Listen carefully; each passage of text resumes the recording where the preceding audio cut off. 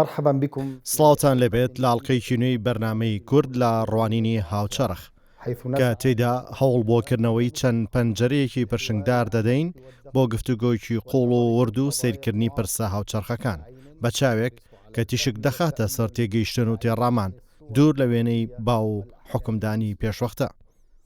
میوانەکەمان لە ماڵقەیەدا کەسایەتێکی معریفی دیارە، هەروەها توێژەر و ئابووریناس و بیرمەندە. توێژینەوەی لە بواری ئاڵنگاریە سیاسی و ئابوووریەکانی ناوچەکە بە دیدگایەکی منکۆڵکارانە و شرۆڤەکارانی قوڵ ئەنجام داوە. وێنای زانیاری زۆری وەرچەرخانەکانی جیهانی عەرەبی کردووە، ئەویش مامۆستا و بیرمەند سەمیر ئەلعیتەیە. ئەو لەو ئاڵلقەیە لە چوارچێوەی دۆزی کورددا دەخولێتەوە بە دیدگایەک کە درک باڵۆزیەکانی دۆخەکە دەکات و بە دوای ئاسۆکانی ئایندەدا دەگەڕێت چۆن دەکرێت بزانین کە پێگەی کورد لە نەخشەی سیاسی ناوچەکەدا لەکوێ بووە، ئاڵنگاریەکانی تەواوکاری و هاوڵاتی بوون لەو وڵاتانە چین کە کورد لەیان دەژین، هەروەها لەکوێدا دۆزی کورد لەگەڵ بزوتنەوەی عەرەبی و ئیسلامی و هەرێمایەتیدا یەکتر دەبڕن. سڵاوتان لێبێت دکتۆر. سڵاو لە تۆش، ئەمە بۆ من شەرەفە. مامۆستا ئەگەر بمانەوێت باسی ئاڵنگاریانە بکەین کە ڕوبەڕووی کورد دەبنەوە لە پاراستنی ناسنامە و زمانەکەیان دوایەوەی ڕوبەڕووی سیاسەتی پەراوێزخستن و فرامۆشکردن بوونەتەوە. ئەو ئاڵنگاریانە چین و چۆن مامەڵەی لەگەڵدا بکرێت؟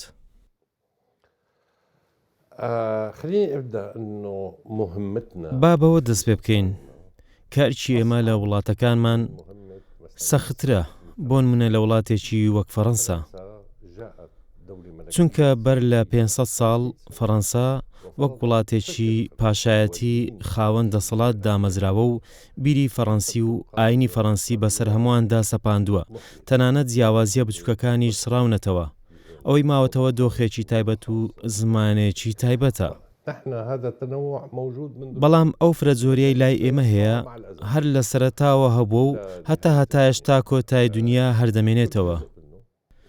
کوردیش بەشێکە لەو فرە ڕەنجیە، بەڵام ئێمە کولتوری دیکەشمان هەیە، بۆ نمونە سریانی و ئاشووری کە لە یەکتر جیاوازن، هەروەها عەلەوی دووز یانیش ئیسماعیلیە و ئەوانی دیکەش، هەر یەکێک لەمانە خاوەنی کولتوری تایبەتی خۆیتی. پێویستە هەموو ئەمە لە گۆڕەپانەکەدا بخرێتە ڕوو بۆ ئەوی هەمووان لێی تێبگەن. کوردیش لە شیعر و نووسین و زمان و کولتوری تایبەت بەخۆی هەیە و ئەوانی دیکە لە بارەیەوە نازانن. هەندێک جار هەندێک کتێب لە ئەوروپا دەردەچن باسی کورد دەکەن، بەڵام لە وڵاتانی عەرەبی زۆر کەس لە بارەیەوە نایزانن، تەنانەت لە عێراقیش کە هەرێمی کوردستان بەشێکە لەی ناتوانرێت وێنا بکرێت کە ماوەیەکی زۆر دوورە خەڵکانێک لە بەغدا هەن دەیانەوێت لە کللتوری کوردی وڵاتەکەیان تێبگەن. لێرەدا ئەرکێک هەیە کە ئەرکی بەرپرسان فێرکردن و ئامرازەکانی ڕاگەاندن و ئەوانی دیکەیە کە پێناسەی کولتوری پێکاتەکانی دیکە و بیرمەندانی دیکە و شاعیرانی دیکە بکەن. هیچ نییە ئەگەر هەندێک کەسی توندڕەویش لە ناویان هەڵکەون، بەڵام هەموو کۆمەڵگەکان هەر بەم شێوێن و شتی وە هەردەبێت، واتە دەبێت بە شێوەیەکی شارستانی و ڕێگەکانی دیکە هەوڵ بدەن تێبگەن کە ئەوان چۆن بیر دەکەنەوە. دەکرێت ئەمەش لە ڕێگە زنجیرە دراماکانەوە بێت یانیش بەرنامەی هزری بێت و پێویستە لە بەرامبەر تێبگەن و بەرامبەر قبول بکرێت. هاوڵاتی بوون لای ئێمە سەخترە لە هاوڵاتی بوون لە فەڕەنسا، چونکە لە فەڕەنسا ناچاریە و دەبێت هەمووان پێ و پابند بن. لە سووریا هیچ شتێک ناچاری نییە، بەڵکو اختیاریە. پێویستە ئەمە خولیای هەموو خەڵکی سووریا بێت، بە کورد و عەرەب و تەواوی پێکاتەکان بێت. بە بڕوای من ئەو شتە هەیە. باشە، من دەگەڕێمەوە ئەو پرسیارەت لێ دەکەمەوە. ئەو ئاڵنگاریانە چین ئەمڕۆ کە لە بەردەم بنیاتنانی عەقڵیەتێکی گشتگیردا هەن کە وەک لێت تێدەگەم عەقڵیەتێکی گشتی هەیە کە وەک باسی ڕابردووت کرد و ئەوانی ئەو کات پارێزگاریان لە پاشماوەکانی ئەو نیشتیمانە پارچەکراوە کردووە کە بەدەستیانەوە ماوە. ئەوەی ئێستاش پێویستە لەسەر کورد و عەرەب هەر ئەوەیە بۆی بتوانن پارێزگاری لەو عەقڵیەتە گشتگیرە بکەن کە لەسەری ڕێکەوتون. ڕای تۆ لەبارەی ئەو بابەتە چییە کە بەهۆی هەڵی حیزبێکەوە گەلێک سزا بدرێت؟ وەک ئێستا واتە ئەو شتەی دوایی پرۆسەی ئازادکردن ڕوویدا بەوەی کە هەر کەسێک لە وڵاتە کاری کرد بێت وەک بەعسی سیر دەکرێت خۆ هەموو کەسێک هەر کاری بۆ دەوڵەت نەکردووە خەڵکانێک لە ناو سووریا کاریان لە ناو دەوڵەت دەکرد بەڵام پارێزگاریان لە وڵات دەکرد هەندێک جار ئەو نەزانینە هەیە کە بەهۆی شتێکی سادەی کۆمەڵەیەکی دیاریکرا و هەموو پرۆسەکە شکستی پێ دەهێنرێت ئەوە نەزانینە کە سی حزبی کوردی لە سووریا هەن من باسی مامۆستا عەبدولحەمید دەروێشم بۆ کردی بەڵێ کە هاوڕێکی خۆشەویستم بوو یەکێتی و نازانم تا دوایی بزوتنەوەیەکی سیاسی گەورە لە ناو کورد هەیە بە عەقڵیەتی جیاواز و هزری جیاوازەوە واتە هاوشێوەی عەقڵیەتی عەرەبیە کە هەندێک حەزب پەیوەستن بە هۆزەکانەوە هەروەک حەزبە شیوعیەکان لە سووریا کە ئەمانە هەمووی جێگەی گاڵتە جاریە بەڵام چی بکەین مێژووی ئێمە بەو شێوەیە تێنەگەیشتن لە بەرامبەر هەر هەبووە و تەنانەت ئەگەر باسی هەڵەی حەزبە کوردیەکان بکەین ئەوە حەزبە شیوعیەکانیش هەڵەی گەورەیان کردووە واتە دەکرێت بەرپرسیارەتی هەڵەی ئەو کۆمەڵە شێتانە بخرێتە ئەستۆی تەواوی چەپڕەوەکان و تۆمەتبار بکرێن مەرز نییە واتە بۆ نمونە کە باسی هەڵەکانی عەبدولناسر دەکرێت مەرزنی هەرچی هەڵەی عەبدولناسر کوریەتی تەواوی عەرەبەکانی پێ تۆمەتبار بکرێن ئایا دەکرێت بەرپرسیارەتی هەڵەکانی حەزبی بەعەز بخرێتە ئەستۆی هەموو عەرەبەکان واتە ئەمە نەزانینە ئەو هێرشە نەگونجاوی دەکرێتە سەر باکووری ڕۆژهەڵاتی سووریا ئەو بیرکردنەوەی لەبارەی خەڵکی ئەو ناوچەیە هەیە و بە پاساوی ئەو هەڵانەی کراون دەوڵەت هەمووی لە دژیان دەوەستێتەوە مەبەستیان لەوەدا چییە کاتێک ئامانجت یەکخستنەوەی سووریایە دەتەوێت چی بکەیت ئایا ئەوان دوور دەخەیتەوە هێرش دەکەیتە سەریان بە تێوەگلان لەگەڵ بێگانە تاوانباریان دەکەیت من مەبەستم لە دەستەواژە سەختەکەی بە تێوەگلان لەگەڵ بێگانە تاوانباریان بکەیت ئەوەیە کە بۆ نمونە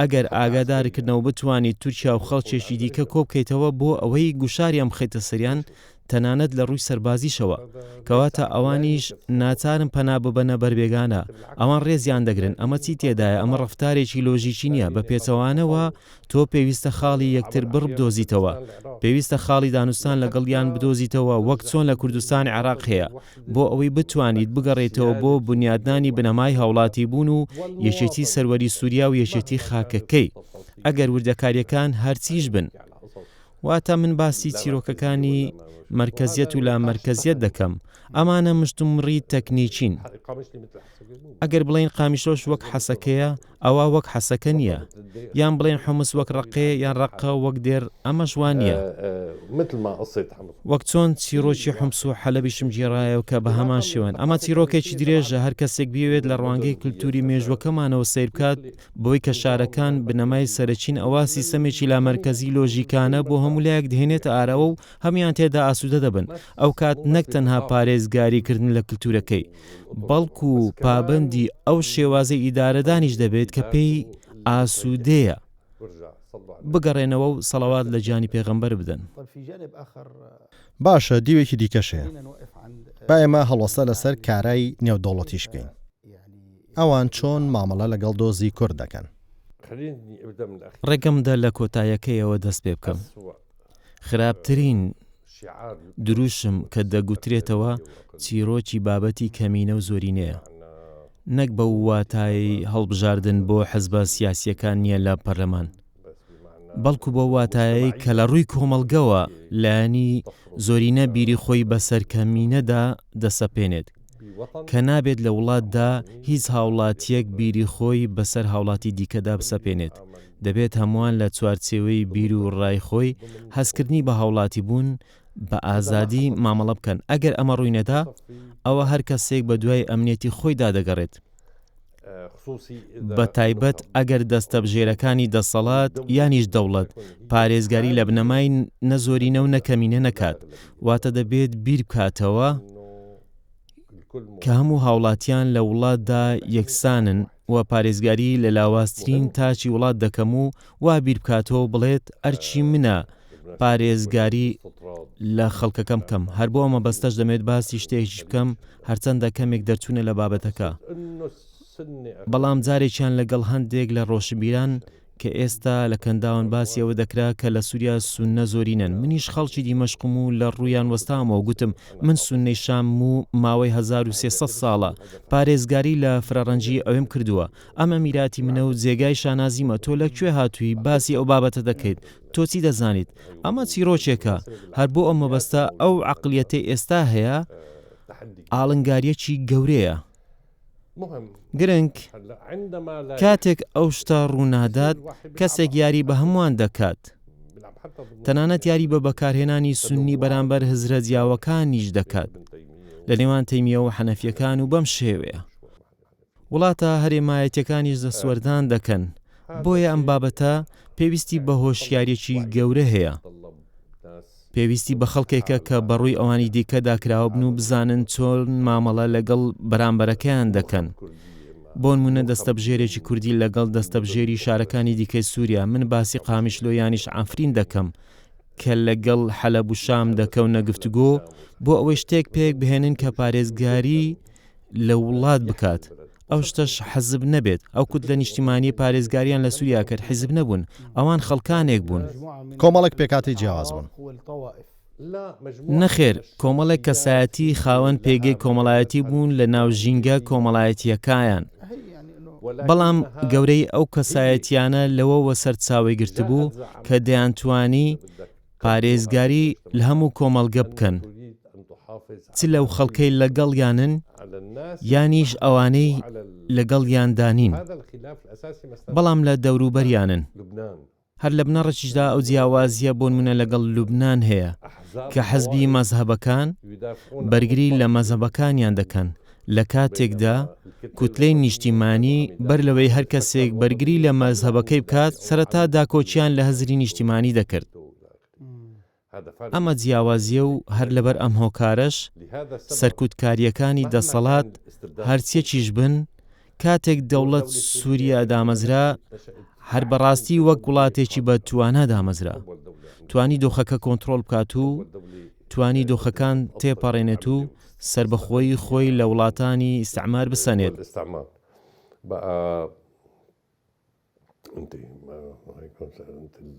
سووریا توانی لە ساڵی 1947 لە مەچەکی فڕانکی فەڕەنسی بێتە دەرەوە.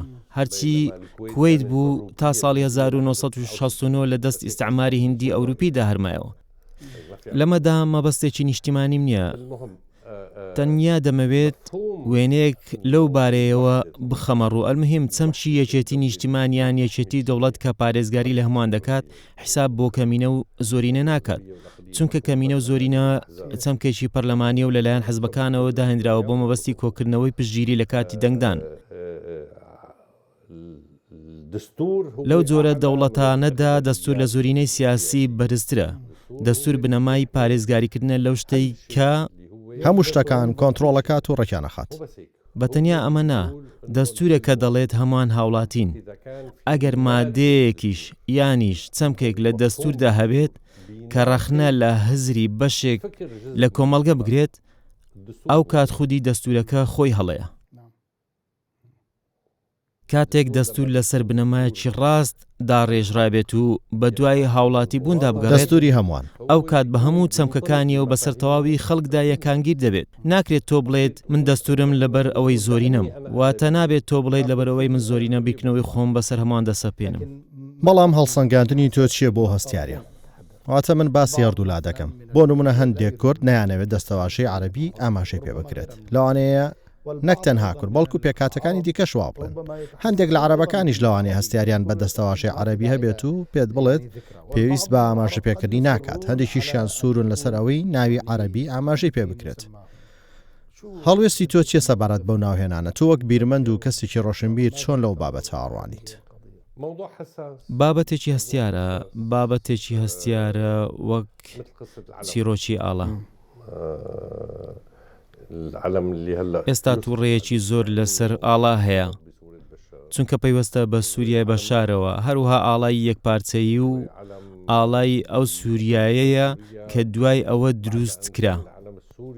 کە پێشتر لەگەڵ میسر هەمان ئاڵای هەبوو، بازێکی کۆماری لە ناوەڕاستەکەیدا هەبوو. دوای ئەوەی سادات چۆ ئیسرائیل گوتیان نابێت سووریا هەمان ئەو ئاڵای میسر بەرز بکاتەوە کە لە ئیسرائیل هەیە. ئێستاش ئەو ئاڵایە هەیە، دوای ڕووخانی ڕژێم هەمان ئەو کێشەیە هەیە کە دەگوترێت بۆچی بەرزکرایەوە، واتە بەر لە شۆڕشی میلی ئاڵایەک بوو، سەرەوەی سوور بوو، دوو ئەستێرەی سەوز لە ناوەڕاستی لەسەر هێڵی سپی هەنوو، بەو شێوە و پرسیاری ئەوە دەکەن کە لە بنەڕەتدا بۆچی بەم شێوێ بووە، بۆچی سووریا دوو ئاڵای هەبووە. ئاڵایەکی سووری و دوو ئەستێرە و هێمای ئازادی و پێکاتەکانی دیکە لە بنەڕەتدا بەم شێوێ دەرکەت بۆچی بوون بە دوو ئاڵا. هەروەها من پێم وایە بەشێک لەو نەهامەتی و هەڵمەتانەی بەسەر خەڵکی سووریا داهاتون هۆکاریەوە بوون کە دوو ئاڵای جیاواز بەرز بکرێنەوە، واتە ئەوانە بەلای لیبیادا چوون لە بری ئەوەی ڕوو لە میسر و تونس بکەن، لە میسر و لە تونس ئاڵایەکی دیکەیان بەرز نەکردەوە، هەمان ئاڵا بوو، واتە بۆچی ئاڵایەکی دیکەیان بەرز کردبایەوە. ئەگەر مێژوو هەرچێکیش بێت ئەوانە بابەتی هەستیارن، چونکە پەیوەندیان بە مێژووەوەیە، هەروەها پەیوەندیان بە بزوتنەوە سیاسیەکان و ئەو شتانەوە هەیە، هەروەها گۆڕینی ناواخنی شتێک پێویستی بە ڕووداوێکی بێهاوتایە. هەڵبەتە بۆ سووریا دروژمێکی دیاری کراوە، هەر بۆ ئەم مەبەستە ئەو ناوەی کۆماری سووریا لە مێژوودا زۆر کۆن نییە. بەڵام پێم وایە دەکرێت خەڵک لەسەرەوە ڕێک بکەون کە ناوێک هەبێت. من خۆم تەنانەت ناوی کۆماریشی پێنادەم، بەڵکو پێی دەڵێم سووریا و تەواو، وەک چۆن تورکیا پێی دەڵێن تورکیە، واتە نابێت ناوەکان بگۆڕدرێن. سەبارەت بە من دەکرێت ڕێکەوتنە سەر شتێک بکرێت. ئەگەر ئەو هەستیاریە توندە بەردەوام بێت. واتە تۆ مەبەستت ڕاپرسیە وایە؟ نەخێر، مەرز نییە ڕاپرسی بکرێت. سیرکە ڕاپرسی بۆ چارەسەری کۆتاییە، بۆ ئەو کێشەیە کە ئەنجامدانی لە ئێستادا هەندێک سەختە بۆ ئەوەی ئەو کێشەیە چارەسەر بێت. پێویستە ژمارەیەک سیاسەتمەدار بە وردی دیراسی بکەن و لەسەر بیرۆکەیەک ڕێککەون، بەڵام لێرە نا. من پێم وایە ئەوەی کە باسم کرد کە پێویستە دەستور پارێزگاری لە هەمووان بکات، لە بەشێک لە دەستوردا پێویستە ئاماژە بۆ بکرێت کە ناوی وڵاتەکە چییە، هەروەها ئاینی دەوڵەت چییە، بناماکانی یاسایی چین. هەموو ئەوانە بابەتن و ئێستاش ئێمە باسی لێژنەی دەستوری دەکەین. ئەو بابەتە پێویستی بە دانایی حکمت هەیە، پێویستی بە درکردن پێی هەیە لە ناو خەڵکو و شیکردنەوە و شرۆڤەکردنی زۆر هەیە، بە شێوەیەک کە ئەنجامەکەی پارێزگاری لەو شتە بکات کە ئاماژەمان پێیدا، بەوەی کە پارێزگاری لە هەمووان بکات وەک هاوڵاتی. هەروەها دەستور قابلیەتی ئەوەی هەبێت کە بەسەر هەموواندا جێبەجێ ببێت، بۆ ئەوە هیچ کێشەیەکی تێدا نەبێت. باشە، تۆ ئێستا پێت وانییە بەرنمەیە بە هەنگاوێکی جوان و پێشکەوتوی نبینیت کە بەرنمەیەکی لەم شێوەیە لە کەناڵی کوردستان 24ەوە لە هەرێمی کوردستان پێشکەشەکرێت؟ بە بڕوای من ئەمە هەنگاوێکی گەورەیە. ناکرێت کوردستانی عێراق بە هەولێر و سلێمانیەوە نە لە بەغداد جیا بکرێتەوە، نە لە حەلەب جیا بکرێتەوە و نە لە شامی شەریفیش. ئەوان ئایندەیان لەگەڵ ئێمەیە. ئەگەر ئەوان لەسەر ئەم شتە هوشیار بن، ئەوە بەلای منەوە باشترین شتە. باشە مامۆستا سەمیر، پرسیاری کۆتایی ماوەیە. ئایندەی کورچی دەبێت لەو ناوچانەی دەیان کوژن. ئایا ئایندەیەوان هەر لە حاڵەتی فەرامۆشکردن و پەراوێزخستن و ئەشکەنجانداندا دەبێت؟ یعنی شپێت وایە ئایندەی داهاتویان لەسەر بنەمای پەیوەندی ئاڵوگۆڕکرا و شیرازەیەکی بەیەکەوە بەسترا و یەکگرتووی نیشتیمانی دەبێت کە پێویستە قوڵتری بکەینەوە. ئەمە پەیوەندی بە کوردەوە هەیە، هەروە بەوانی دیکەشەوە لە وڵاتەکانی وەک عێراق و سووریا. ڕوونە کە ئێمە لە قۆناغێکی بێهاوتای مێژووی داین، بە تایبەت لەگەڵ هاتنی سەرۆک ترامپ لە ئەمریکا بۆ سەردەسەڵات کە هێرشی سەر فەڵەستینیەکان دەکات لە غەزە و ئەوان دەربەدەر دەکات. ئەمە بوار دەکاتەوە بۆ هەر کەسێک کە لە وڵاتانە بە زۆر کۆچیان پێ بکرێت. ئەمە لۆژیکێکی سەرکوتکاریە. ئەوان پەیڕەوی لۆژیکێکی سەرکوتکاری دەکەن کە فەڵەستینیەکان دەردەکەن و تا ئێستاش بەردەوامن. ئەمڕۆژ کە پێویست بوو کەناری ڕۆژئاوا بەشێک بێت لە دەوڵەتی فەڵەستین، کەچی بووەتە پرسێکی زۆر ئاڵۆز و 500 تا 600 هزار مستەوتەنی لێ نیشتەجێن کراون. واتە لە کەناری ڕۆژئاوا ئایندەی کوردیش کە لە چوارچێوەی ئەو وڵاتانەدایە لەگەڵ هاوڵاتی بوونێکی تەواو لەگەڵ هۆشیاربوون لیاری بێگانەکان. واتە گوێنەدان بە سیاسەتە نێودەوڵەتیەدا بەشکاریەکان. سیاسەتی نێودەوڵەتی خۆی هەر هەیە، بەڵام پێویستە لە سەرویان بیر بکرێتەوە و پێویستە لەوە گەورەتر بێت، نەک لەبەر ئەوەی چیرۆکەکە بەو شێوەیە دەبێت کە ئەمریکایانیش هەر کەسێکی دیکە دەتپارێزێت، چونکە هیچ کەسێک کەس ناپارێزێت. بەڵێ، بەڵام بیرۆکەکە ئەوەیە کە ڕەگەم پێ بداوە بڵێم پێشتر ڕژێمی ئەسەد دەیگوت کورد داردەستی ئەمریکان. چۆن دەسەڵاتی ئەسەد لە سووریا دروست بوو؟ دوای ئەیلولی ڕەش هات.